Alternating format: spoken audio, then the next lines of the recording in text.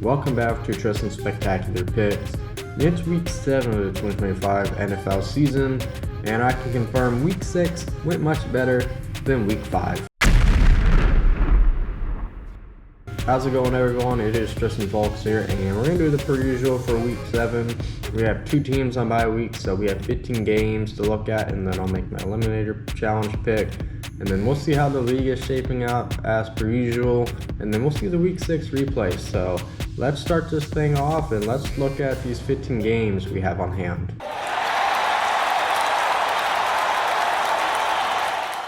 First, it is to note during my busy week, and it's still busy to say the least, that the Bengals acquired Joe Flacco, so this helps having a veteran quarterback, and he'll be going up against another one, and that is Aaron Rodgers, who held his own last week against Cleveland, and this one is a divisional game. And the thing I will talk about for this Thursday night football game is one side is significantly better than the other, and that belongs to the Steelers.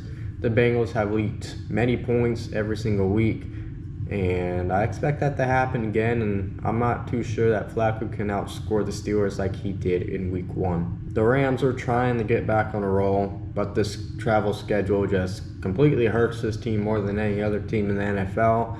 This game is in London up against the Jacksonville Jaguars, so it's another extremely long road trip. The Jaguars ended up losing their second game of the season, as both of these teams enter 4-2. And it's going to come down to discipline here.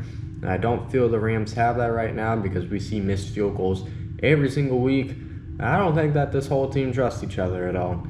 And you have the Jaguars that are playing competitively and they're fighting very hard, but they can always be better in my opinion. I do believe they have it in them, and they're going to be in top on the AFC potentially. They could. And in this game, I'm going to side with London's favorite team, and that is Jacksonville, with my questions about the Rams. The Saints, they're just the Saints. The Chicago Bears are playing like a fun football team, and they're just winning games, and they got the redemption win back in the DMV with a game-winning field goal against the Washington Commanders. And to be honest, this one feels clear-cut because the Saints have looked the same all season, and if the Bears can be disciplined offensively, I think that should just be enough at home, so give me the Bears. At this point, Miami just feels lost, and you can see it. They play against the Cleveland Browns, and that means Miami's going to have to deal with some hard defense. And the Browns haven't made it easy, but they end up fading throughout their games. And meanwhile, Miami, they're just finding ways to lose.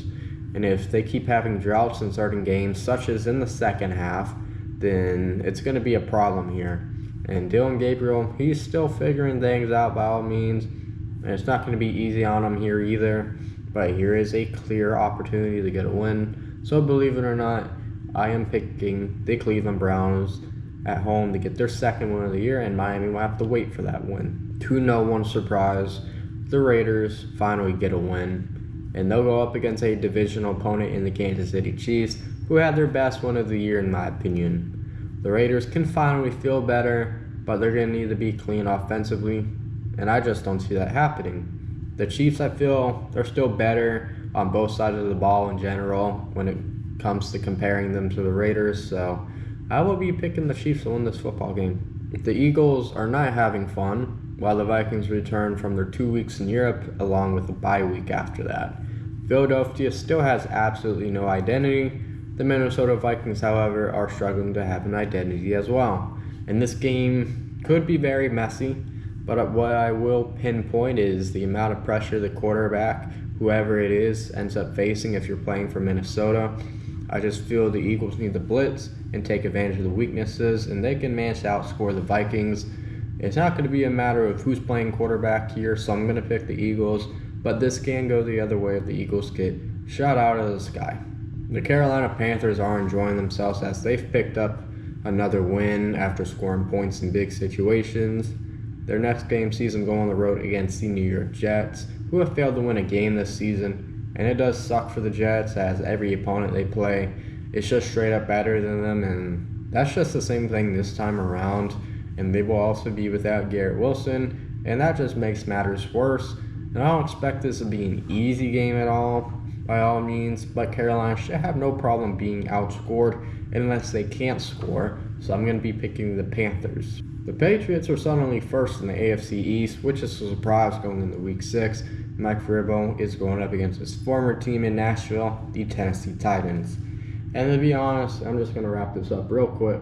I like the Patriots here in their offense. I knew that they had. It's really starting to show up, and we know that they have a decent defense as well. And the Titans, they're just not better, and Vrabel's looking for some revenge here. So as long as the inexperienced Patriots don't get cocky, I like their chances a lot. The Giants have got a couple wins now, and they'll be going up against the Denver Broncos, who see New York teams back-to-back weeks. The Giants are definitely better than the Jets, but this game is in Denver, and the weather should be good by all means, but home advantage in the Rockies is indeed real. So it was a rough game for Denver, even though they won back in London, but I do expect them to shove this game behind and have a much better game when it comes to offense.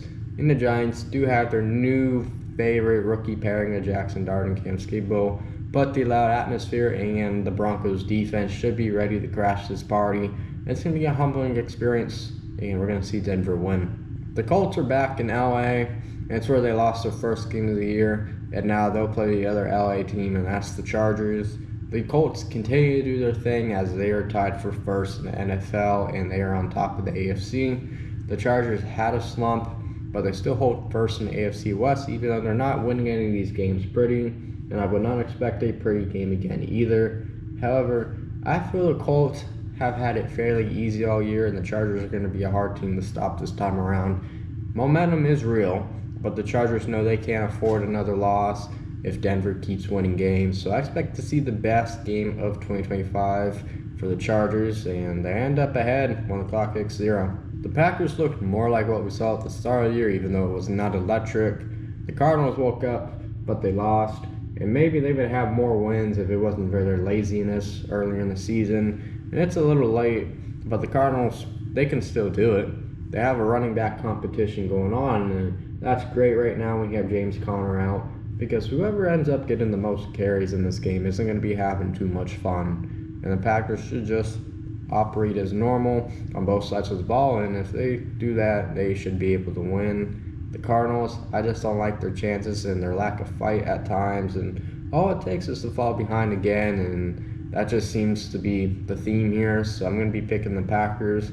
I'm also sure it's not going to matter which quarterback is playing, but Kyler Murray is starting to be turned on by the fans. Not sexually turned on. I know what you were thinking. This divisional matchup will be a challenging one for both teams. The Washington Commanders ended up returning to the L column after they choked away a game to the Chicago Bears and got a taste of their own medicine. The Dallas Cowboys also coming into this game losing as the road struggles continue, but this one is back in DFW, and here is what it comes down to. I believe the Cowboys can score a lot of points, as they have, while the Commanders have been inconsistent. The Cowboys also have not been great defensively, but I'm going to be choosing offense to lead Dallas to the promised land to win this game, so I am very sorry, Tom. The Falcons gave Buffalo another loss in the year, and now Atlanta is looking good after another amazing game from Bijan Robinson, who I've talked about on this channel way too many times now, even as a Bucs fan, but he's been helping this team out and been the difference maker.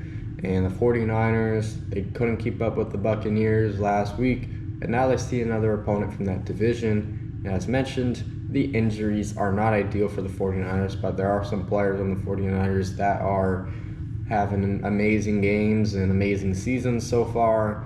However, I do feel Atlanta had their best game of the year, and Bijan Robinson can't be stopped right now. And you also have Drake London, who we don't talk about enough. He's had an excellent season as well. And it's a banged-up team against a team that's feeling good, and I feel the Atlanta Falcons will fight hard for this game and find a way to win. The best team in the NFC, aka my team, goes up against the Detroit Lions, and those were the drama queens of Week 6.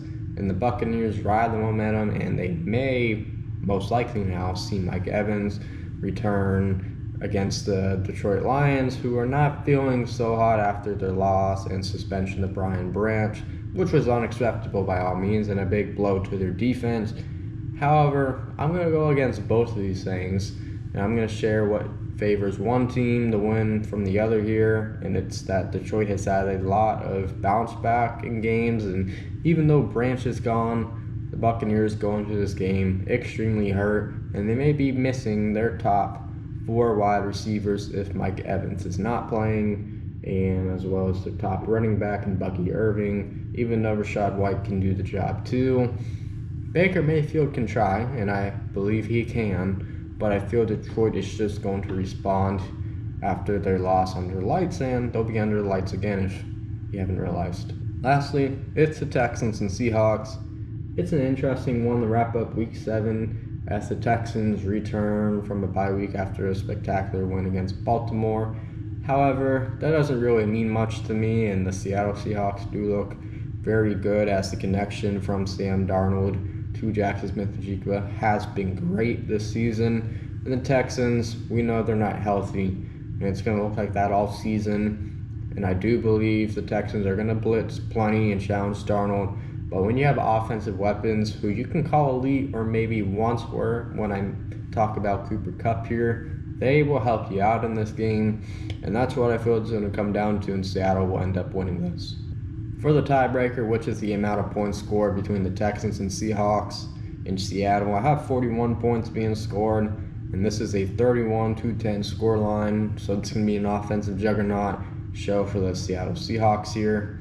Again, we're going to go to the Eliminator challenge, where we're down to my final entry, and that's the legendary entry 2.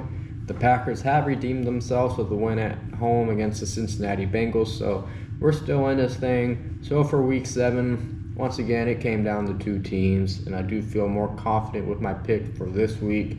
I consider the other team, which was the Chicago Bears, going up against the New Orleans Saints, for something you could call a given. And I said that last week against a team that played the Saints.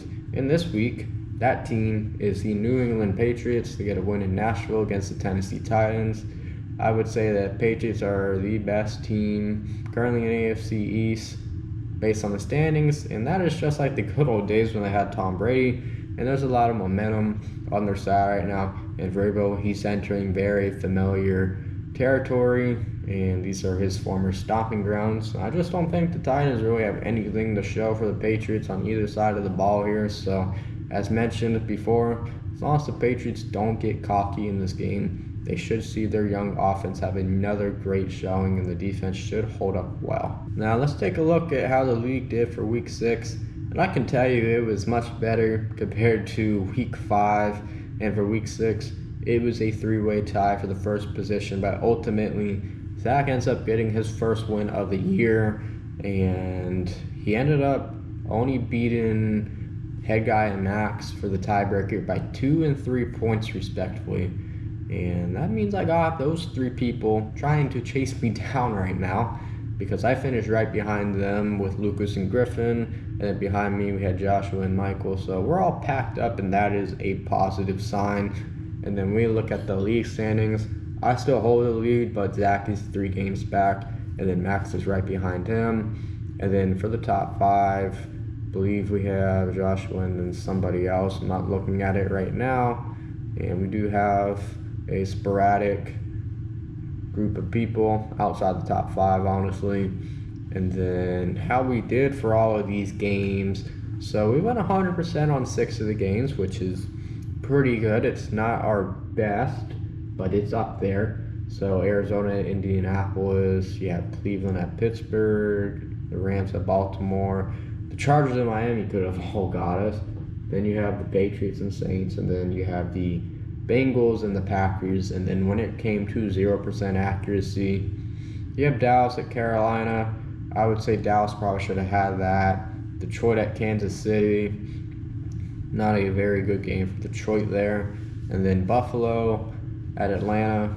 A little shocking to extents, but Buffalo is now showing their weaknesses for sure. As per usual, let's see what Tristan thinks about his Week 6 video after the conclusion, and we'll see if I was silly or not. I can't say last week it was a shocker that Philadelphia lost, but how I am shocked that they ended up losing once again here, but it just wasn't even close. I woke up to the score going to work, and I was like, whoa, maybe. But I do believe that Dallas can outscore Carolina and use their lethal weapon, Brandon Aubrey, if it has that the to reverse come down jinx? to it. So I'm going to pick Dallas.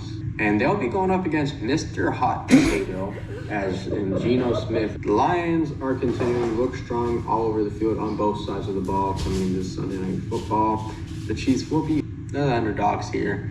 And maybe Bijan Robinson will have another great game. Oh, he did. I just feel He did. The Buffalo Bills are better off. And Are they better off now? Running more on all cylinders. Until that last second field goal, back to normal, I completely forgot that this game happened last year back in the DMV. So I don't see a lot of I found it very Chicago funny. either. Thanks for watching, everyone, and just something to point out real quick, the bandwidth has not been on my side uploading videos, and it takes hours, unfortunately, so I'm starting to get a handle on time to an extent, so hopefully I can get this out on time. But anyways, I just want to say thanks for watching, everyone, and hit that like and subscribe button if you could, and I'll see you soon.